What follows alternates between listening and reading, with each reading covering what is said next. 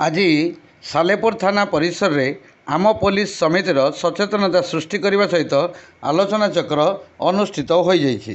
सालेपुर थाना आईआईसी श्रीजुक्त मनोज कुमार स्वाई तत्वावधान में साइबर अपराध उपरे गुरुत्व आरोप करने सहित साधारण लोक मैंने किभली साइबर फ्रॉड मान कबलरू निजक रक्षा करेंगे से संबंध में विभिन्न प्रकार उपाय विषय रे आलोचना करथिले।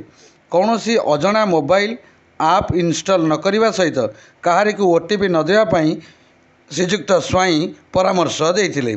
2019 रु 2024 मसीहा मध्य साइबर क्राइम 84 शतकड़ा बढ़ी विषय से सूचना देते। यही अवसर में डीजे न बजाइबा समस्त पूजा मंडप मान सहित आलोचना करते। यही बैठक में थाना परिसर न करी विभिन्न पंचायत करने स्थिर कर सालेपुर थाना एएसआई धीरेन्द्र मल्लिक एएसआई संतोष कुमार बेहरा आलोचन में भाग नहीं बेले एएसआई नीलमाधव पंडा स्वागत भाषण और धन्यवाद अर्पण करते।